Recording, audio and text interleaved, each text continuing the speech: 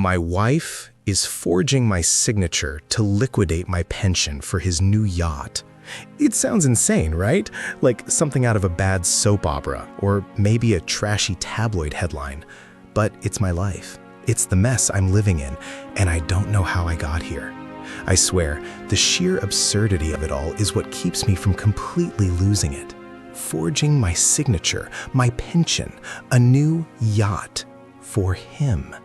And you know what the kicker is? He's not even a good guy. He's just there, like a stain that won't come out. Anyway, if you're listening to this, if you're one of the few who actually clicks play on these late-night ramblings, please do me a solid. Hit that like button, subscribe if you haven't already, share this with anyone you think might understand or just needs a good dose of reality, and leave a comment below. Seriously, knowing someone's out there, that this isn't just me screaming into the void, it helps. It actually helps more than you know. I'm Mark, by the way, or I was Mark. Now I feel like a character in someone else's story, and that someone else is my wife, Sarah. We lived in this house in suburban Ohio. White picket fence, 2 cars in the driveway, the whole 9 yards. We were the couple everyone envied, or at least that's what I thought. We'd been together 15 years. 15 years of building something, brick by painstaking brick. Her kids from her first marriage, Emily and Ben, they were practically mine. I'd helped them through college, walked Emily down the aisle, even taught Ben how to drive a stick shift in my old pickup. We had the comfortable silences, the shared jokes, the easy rhythm of 2 lives intertwined. Our 10th anniversary, we went to Hawaii. For our 15th, we talked about Italy. It was all laid out. A predictable, comfortable, beautiful future. Or so I believed. My pension. That's the real gut punch. I've been a systems analyst at Sterling Corp for 22 years. Every paycheck a little bit chipped away, tucked away for the golden years. Retirement. The quiet life. Maybe a small cabin upstate, fishing on a lake, no deadlines, no office politics. Sarah knew all about it. She'd helped me pick out the investment options, remember? We'd spend evenings poring over brochures, dreaming about what we'd do. Travel, finally, see the world. Not just the brochure version, but the real thing. The first seed of doubt, it wasn't a dramatic revelation. It was tiny, a whisper. I was doing some online banking one Tuesday night, sorting out our joint credit card statement. I noticed a recurring withdrawal, smaller than I expected, but I figured it was just a change in our auto payments or something. I chalked it up to a glitch, or me being tired. Then a few weeks later, I was looking for an old tax document on my laptop, digging through folders. I stumbled upon a PDF. It looked official, like a withdrawal request form for my pension fund. My heart did a weird little flip-flop. I didn't remember filling out any new forms. I opened it, and there it was. My signature. But it wasn't my signature. It was close. Too close. Like someone had studied it, like someone had practiced. My hands started to shake. I remember looking around the quiet study, the dim lamplight casting long shadows, the sound of Sarah humming in the kitchen, making dinner. Her humming, usually a sound that soothed me, now felt sinister, like a predator's lullaby. I clicked on the attached document. It was a withdrawal authorization for a significant chunk of my savings.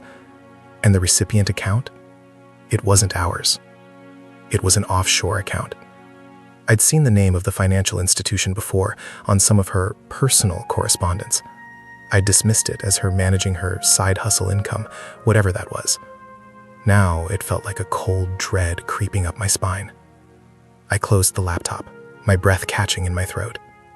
I needed air. I walked out to the back porch, the night air surprisingly cool for August. The crickets were chirping their usual song, oblivious. I leaned against the railing, staring at the dark expanse of our backyard, the faint glow of the streetlights illuminating the familiar swing set we'd bought for the grandkids.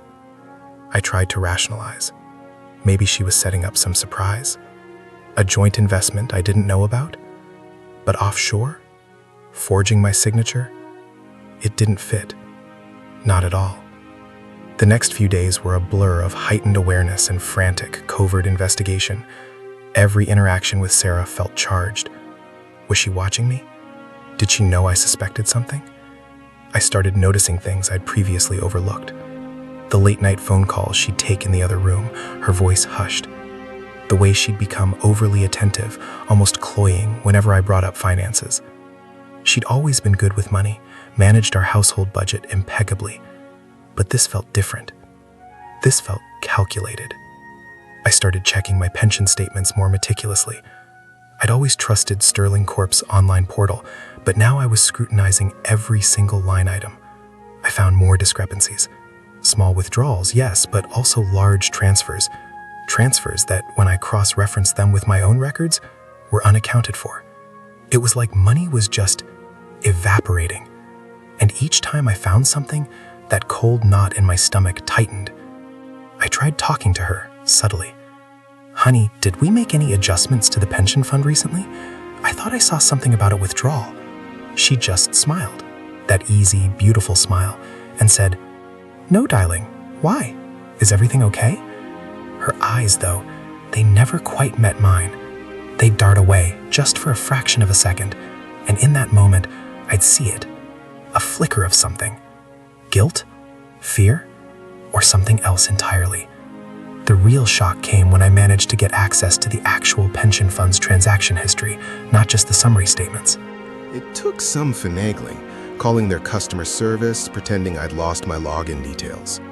When I finally got the detailed logs, my world tilted. There were multiple large withdrawals, all authorized with a signature that was unmistakably mine, but not. And they were all being wired to that same offshore account. The dates lined up with periods when Sarah had been particularly stressed or had mentioned needing money for some urgent project that never materialized. Then I found the emails. It was stupid, I know. I shouldn't have snooped, but the paranoia was eating me alive. I'd noticed her phone was often left unlocked on the kitchen counter when she went to take a shower. One evening, while she was upstairs, I picked it up. My hands were slick with sweat. I navigated to her email account, a free Gmail one she used for personal stuff. I searched for keywords: pension, withdrawal, Sterling Corp, offshore. And then I saw it. An email chain, dated several months ago. It was between Sarah and a man. His name was David. The emails were graphic, intimate. They talked about our future, about getting what they deserved. And then, the subject line that made my blood run cold. The Yacht Fund, almost there. I scrolled through the thread. David was apparently a financial advisor, or at least he presented himself as one. He was guiding Sarah on how to access my pension funds, providing her with templates for the withdrawal forms, advising her on how to bypass certain security protocols. He spoke of my pension not as my retirement savings, but as our asset pool. He even mentioned a specific brokerage account, one registered under his name, where the funds were being channeled. And then, the pièce de résistance, buried deep in one of his replies. Once the final transfer clears, we'll be able to put the deposit down on the Sea Serpent. That beauty will be ours by spring, darling. The Sea Serpent. A yacht. He was using my money, my life's work, to buy a yacht with his mistress. And Sarah, my wife, the woman I'd loved, built a life with, raised a family with, was actively facilitating it, forging my signature, lying to me. While I was dreaming of Italy, she was planning nautical adventures. I felt like I was suffocating. The study, which had always been my sanctuary, now felt like a prison cell. I looked at the framed photos on my desk. Me and Sarah on our wedding day. Emily and Ben beaming in their graduation gowns. Me holding my first grandchild. Each picture was a lie. Each memory was tainted. The woman in those photos, the one who'd pledged her life to me, was a phantom. I sat there for what felt like hours, the phone still in my hand, the damning emails glowing on the screen. My mind raced, a chaotic torrent of guilt, rage, and disbelief. How could she? How could she do this to me? To us? To the kids who idolized her? The sheer betrayal was a physical blow, knocking the wind out of me. I replayed every argument, every strained conversation, every moment of doubt I dismissed as my own insecurity. It all clicked into place, a grotesque mosaic of deception. The humming from the kitchen had stopped. I heard footsteps. Sarah. She was coming to find me. My heart pounded in my chest, a frantic drumbeat against my ribs. I quickly put her phone back on the counter, wiping my sweaty palms on my jeans. I stood up, my legs feeling like lead, and walked out of the study, trying to compose myself. I had to be calm. I had to figure this out. She was standing in the hallway, a pleasant smile on her face, holding a glass of wine. "Hey," she said, her voice smooth as silk. "Dinner's almost ready. Everything okay? You've been in here for ages." Her eyes, though, they scanned my face. Searching. Searching for what? The truth? The realization of her deceit? I looked at her. Really looked at her. The woman I thought I knew. And for the first time, I saw the stranger behind the familiar facade. The cold calculation in her eyes, the subtle tension in her jaw, the scent of the wine on her breath, mixed with something else. Was it a hint of expensive perfume I didn't recognize? A perfume David might have given her? My mind conjured images I couldn't bear to look at. "Mark?" she prompted, her smile faltering slightly. "What's wrong?" I opened my mouth to speak, to confront her, to demand an explanation, to shatter the carefully constructed illusion of our life.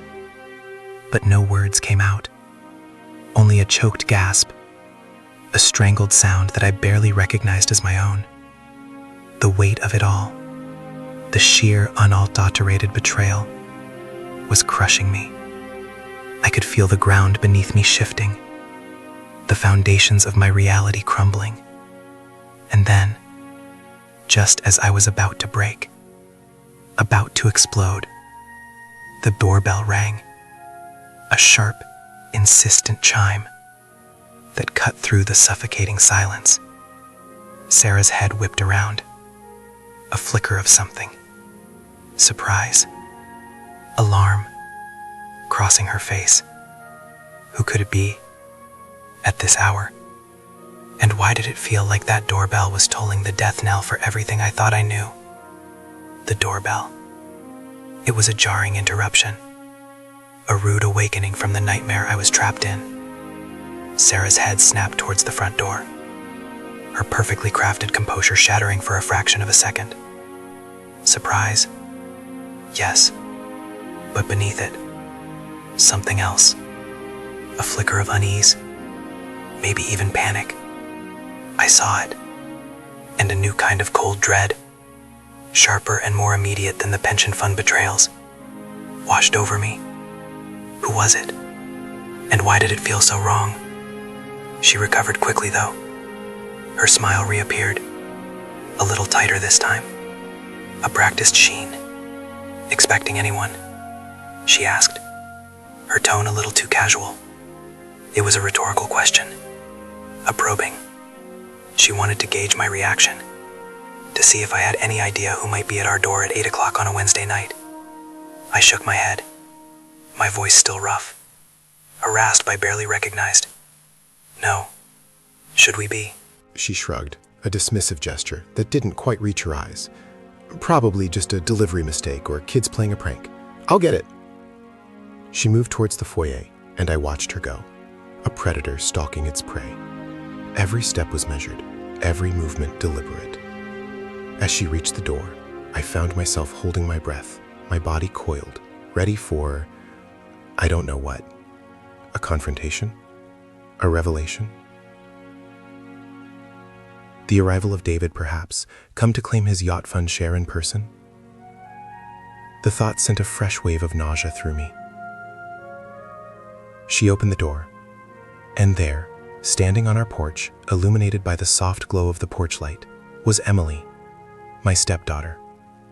Her husband Michael stood beside her, his expression a mixture of concern and confusion. Emily looked small. Her usual vibrant energy seemed dimmed, her eyes red-rimmed as if she'd been crying. She clutched Michael's arm, her knuckles white. "Mom?" Emily's voice was thin, almost a whisper. "Dad? Is everything okay?" Sarah's face, which had been tense with apprehension, now shifted into a mask of maternal concern. It was an Oscar-worthy performance, and it made my stomach churn. "Emily, darling, what's wrong? You look like you've seen a ghost. Come in, come in." She reached out, pulling Emily into a hug, patting her back soothingly. Michael stepped inside too, looking from Sarah to me, his brow furrowed. I remained rooted to the spot in the hallway, watching this charade unfold. Something was wrong. Terribly wrong. Emily's distress wasn't a casual visit. This was an emergency. And her question, "Is everything okay?" It wasn't just a polite inquiry. It felt loaded. "What's going on, Em?" I finally managed to ask, my voice still strained. I walked towards them, trying to project a calm I didn't feel. Emily pulled away from Sarah, her gaze sweeping over both of us. Her eyes landed on me, and the look she gave me was pity and something else. Something like fear. We heard," she stammered, her voice cracking. "We heard about the money." The money. She knew, or she'd heard something. But how? And what exactly had she heard? Had Sarah been talking? Had she confided in her own daughter about the elaborate deception? It seemed unlikely, given Sarah's tight-lipped nature and the clandestine nature of her affair. Sarah quickly stepped in, her hand on Emily's shoulder. "Oh, darling, don't you worry your pretty head about that. Your father and I are just sorting out some financial matters. It's all under control." Her tone was patronizing, dismissive, the kind of tone you use with a child who doesn't understand complex adult problems. But Emily wasn't a child. She was a grown woman, and she wasn't buying it. "No, Mom," Emily insisted, her voice gaining a little strength. "Michael's aunt. She works at Sterling Corp. She heard about a massive withdrawal from Dad's pension fund. Unusual activity. They're investigating." She said it looked like fraud. Fraud. The word hung in the air, heavy and suffocating. My pension fund. The investigation. This was bigger than I'd thought. This wasn't just Sarah siphoning off my savings for a boat. This was potentially a criminal act. My mind flashed back to the emails from David, the sea serpent. He was definitely involved in criminal activity, using my money without my knowledge. And Sarah? She was his accomplice. I looked at Sarah, searching her face for any sign of remorse, any flicker of truth. But her mask was firmly in place. Her eyes, however, held a sliver of something I recognized: desperation. She was cornered. And when Sarah was cornered, she fought dirty. "An investigation?" Sarah said, a hint of indignant offense in her voice. "Who's investigating? That's ridiculous. Mark, darling, tell them it's just a planned withdrawal for our retirement. We discussed it." She looked at me, her gaze pleading, but also commanding. She wanted me to back her up, to play along, to deny the reality that was unfolding before our eyes. The thought of lying to Emily, to Michael, to myself, made me feel physically ill. I took a deep breath. The air felt thick, heavy with unspoken truths and simmering resentments. "Sarah," I began, my voice still shaky but firm, "there's something you need to know." I looked at Emily, at Michael, their faces etched with concern. They deserved the truth, or at least the beginning of it. My pension fund? There have been unauthorized withdrawals, large ones. And I have reason to believe Sarah is involved. The silence that followed was deafening. Emily's mouth fell open. Michael's eyes widened, a mixture of shock and concern deepening on his face. Sarah, however, didn't flinch. Her eyes narrowed, and the carefully constructed mask of the concerned mother cracked, revealing something hard and cold beneath. "What are you talking about, Mark?" she said, her voice low and dangerous. "You're confused, you're stressed, you're not thinking straight." "I'm thinking perfectly straight, Sarah," I retorted, the anger finally starting to bubble up, overriding the fear and confusion. "I found the emails. I saw the transaction records. I know about David, and I know you've been forging my signature." The mention of David's name landed like a bomb. Sarah's face went ashen. Emily gasped, her hand flying to her mouth. Michael took a step back, his gaze fixed on Sarah, his expression hardening with disbelief. "Emails? What emails?" Sarah sputtered, her voice rising, losing her carefully modulated control. "You've been snooping through my private messages? That's an invasion of my privacy, Mark." "My privacy is being invaded by you, Sarah," I shot back, my voice rising to match hers. "My money, my future, you're stealing it all to fund your affair with some con artist who wants to buy a yacht with my retirement savings." "How dare you?" Sarah shrieked, her face contorted with rage. How dare you accuse me of such a thing? You're delusional. You're paranoid. You've always been insecure, Mark, and now you're making up fantasies. Fantasies? I laughed, a harsh, bitter sound that echoed through the hallway. You call forged signatures and offshore accounts fantasies? You call David, your lover, who's been orchestrating this whole thing, a fantasy? Open your eyes, Sarah, or rather, open his eyes. I gestured towards Michael, who was staring at Sarah with a look of utter betrayal. Michael stepped forward, his voice low and dangerous. "Sarah? What is he talking about? Is any of this true?" Sarah turned to him, her eyes pleading, but her body was rigid with defensiveness. "Michael, darling, he's going through something. He's been under a lot of stress at work. He's not himself." "Not himself?" Michael repeated, his voice laced with disbelief. He looked at Emily, who was openly crying now, her face a mask of shock and pain. "Emily, tell me this isn't true. Tell me he's lying." Emily shook her head, tears streaming down her face. I don't know, Michael. I don't know what to believe. Mom always said she was just managing our finances, but she's been so secretive lately, and the way she reacts when we ask about money."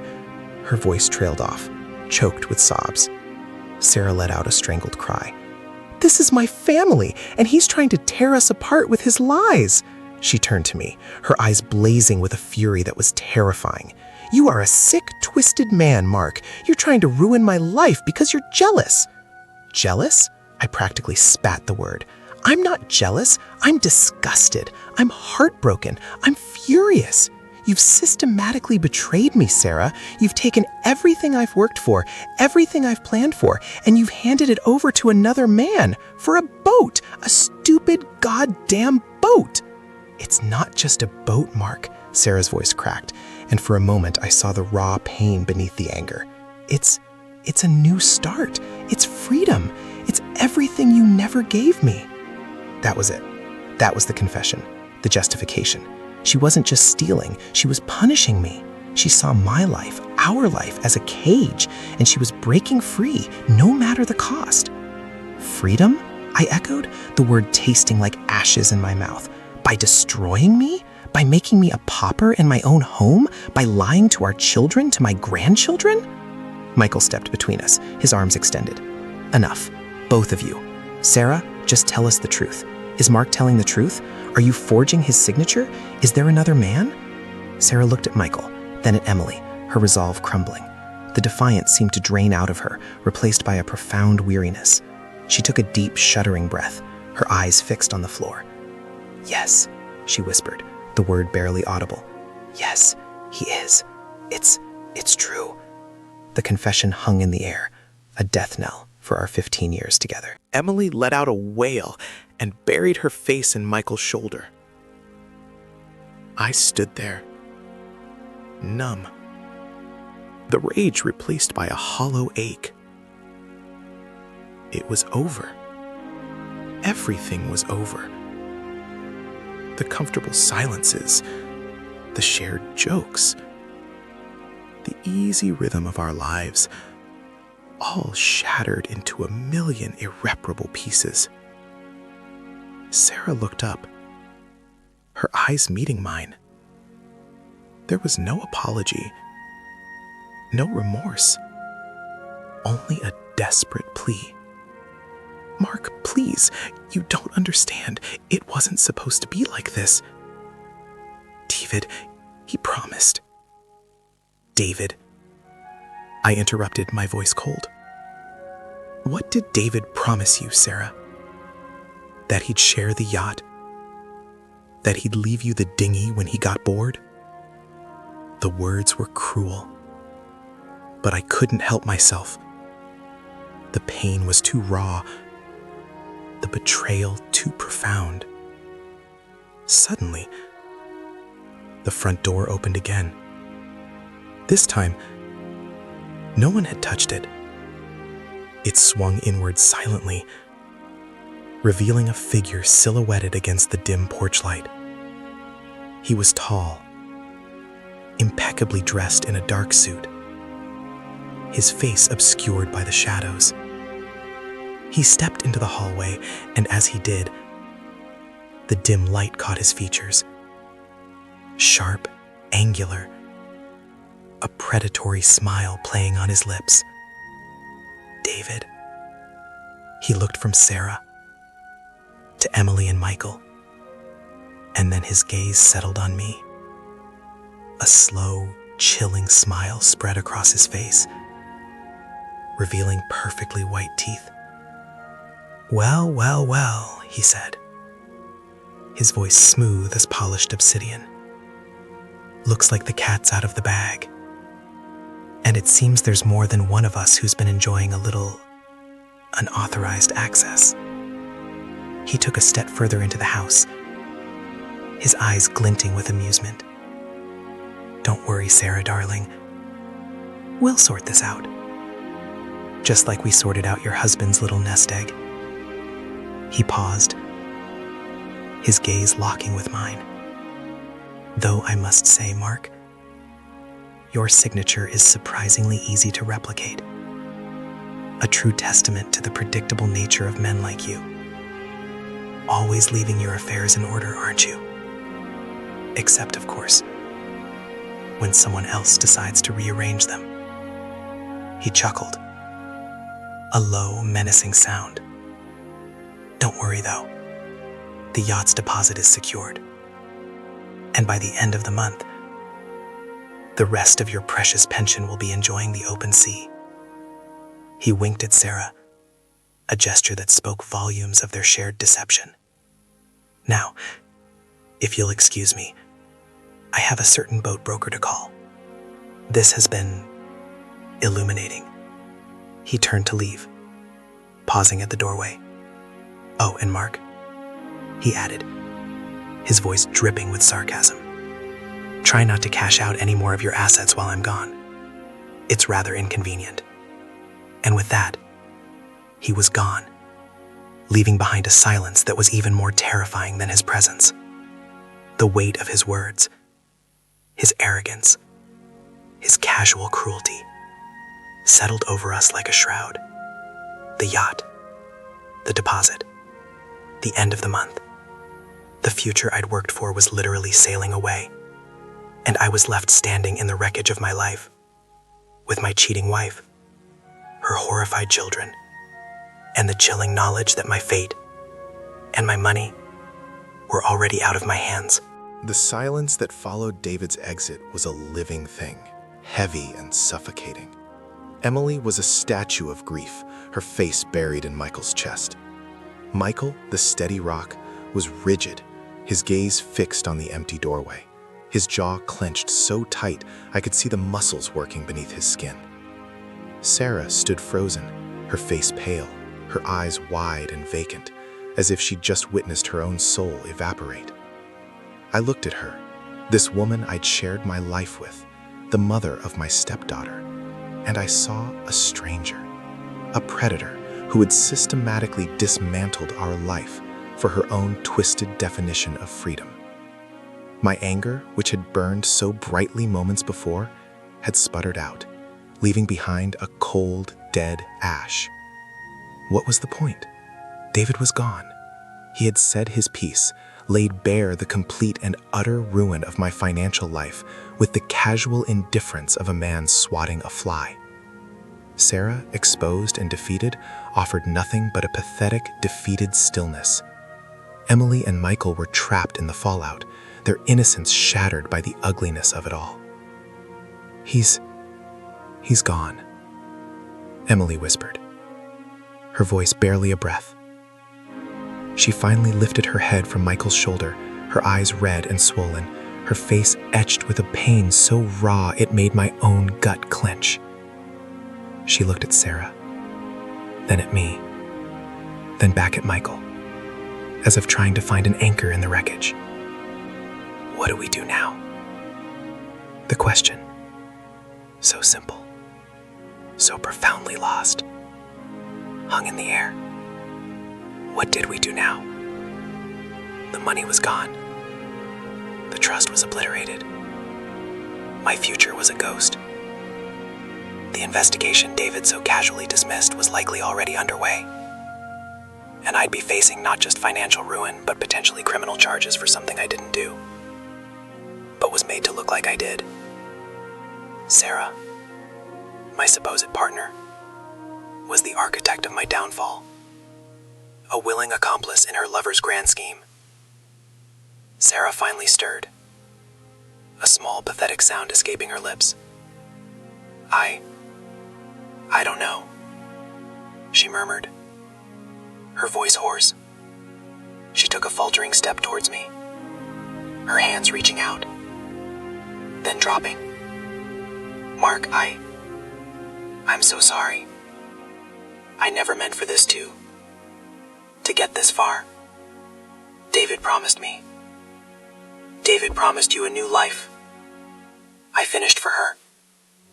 My voice flat, devoid of emotion. A life built on my sweat, my sacrifices.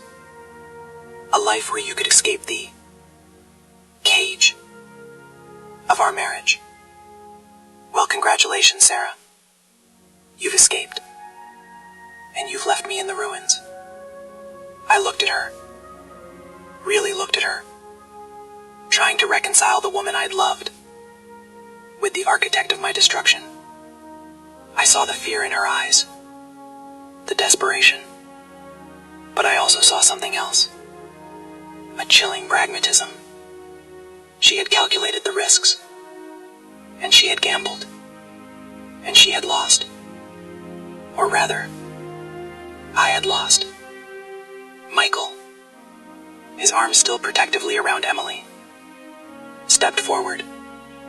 His face was a study in controlled anger. Sarah, we trusted you. Emily trusted you. I trusted you. You lied. To all of us. For what? A damn boat. A rich boyfriend. Sarah flinched at his words, her shoulders slumping. It wasn't just the boat, Michael. It was everything. The life we had. It was so stifling, so predictable. David was exciting. He made me feel alive. Alive? I repeated, a harsh laugh escaping my lips. You call this alive? This is destruction, Sarah. This is the end of everything we built. Everything I built. I gestured around the hallway at the expensive rugs, the polished wood, the photos of our family on the wall. All of it, bought with money that was no longer mine. This is what you're throwing away? For some slick con man who will be bored with you in 6 months and leave you with nothing but the dregs of my life? Her eyes filled with tears, but they weren't tears of genuine remorse. They were tears of self-pity. You don't understand. You never understood. You were always so content with your routine, your quiet life. I wanted more. I deserved more. You deserved more than my financial ruin? I shot back, the anger resurfacing, hot and sharp. You deserved to betray me, to steal from me, to let another man take everything I've worked for? You deserved to shatter Emily's world, to make a mockery of our family name? Emily finally spoke, her voice small and trembling. Mom, please, just tell us, how much is gone? Sarah hesitated, her gaze dropping to the floor. Most of it, she whispered. The bulk of the pension. David said he'd transfer it all by the end of the month, for the yacht and some investments he's making. Investments. The word was a cruel joke. The only investment David was making was in his own greed, using my life savings as his down payment on a fantasy. I felt a wave of nausea wash over me. The mortgage, the bills, the future I'd meticulously planned for. Gone. Evaporated. Replaced by a sinking feeling in my gut and the image of a yacht sailing away on a sea of my stolen money.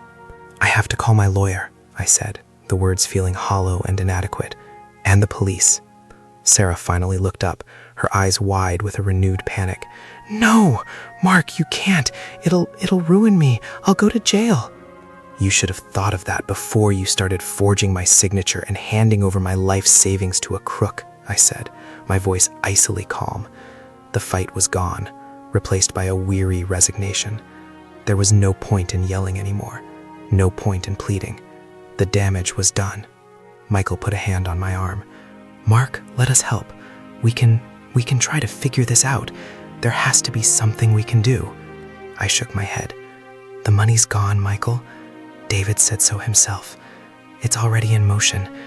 By the end of the month, it'll be on the water. The image of that yacht, cruising on the ocean, while I was left with nothing, was almost too much to bear. It was a symbol of everything I'd lost. Sarah's freedom, my security, our future. Emily was crying again, silent tears streaming down her face. She looked at her mother, her eyes filled with a profound disappointment that went beyond anger. It was the sadness of realizing that the person you thought you knew, the person you loved, was capable of such ugliness. I don't even know who you are anymore, Mom, she whispered, her voice breaking. I thought we were a family. I thought we were good people. Sarah's face crumpled. We are good people, Emily. This was a mistake, a terrible mistake. I was unhappy, and David, he offered an escape. An escape at my expense, I said, the weariness settling deep into my bones. I looked at Sarah, at the woman I had loved and trusted, and I saw only betrayal. There was no going back, no repairing the irreparable.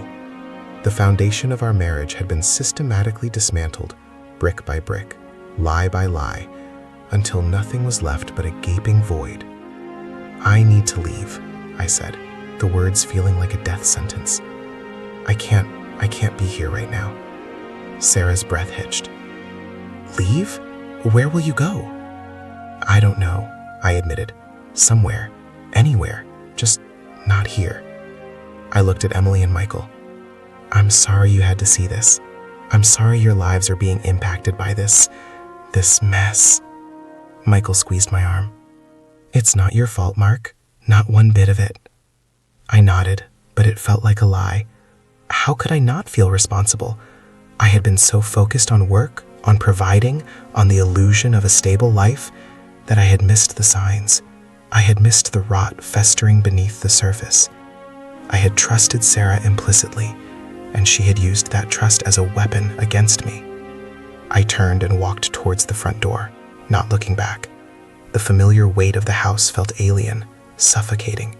Every object, every photograph, was a reminder of a life that was no longer mine. As I reached for the doorknob, Sarah's voice, raw and desperate, reached me. Mark, please, don't go. We can fix this. We can talk. I paused, my hand on the cool metal. Fix this? How could we fix this? The money was gone. The trust was gone. The love, if it had ever truly been there for her, was certainly gone for me. There was nothing left to fix. I turned to face her, my gaze sweeping over her tear-streaked face, over Emily and Michael, who watched me with worried eyes. "There's nothing left to fix, Sarah," I said, my voice barely above a whisper. "You made your choice. You chose David. You chose the yacht. You chose your freedom. And in doing so, you chose to end us." I opened the door and stepped out into the cool night air. The familiar suburban street, lined with perfectly manicured lawns and quiet houses, felt like a different planet. I walked away from the house, from the life I had known, with no destination in mind, only the overwhelming urge to put as much distance as possible between myself and the wreckage. The porch light cast a long, lonely shadow behind me, a testament to the darkness that had consumed our home. I didn't know where I was going or what I would do, but I knew one thing for certain. I was finally and irrevocably on my own. The sound of my footsteps on the pavement was the only thing I could hear, a slow, steady rhythm against the deafening silence of my shattered future. The weight of it all pressed down on me, but beneath it, a tiny, almost imperceptible flicker of something else began to stir. Not hope, not yet, but a quiet, determined refusal to be defined by this ending. A resolve to just keep walking, one step at a time, into the unknown.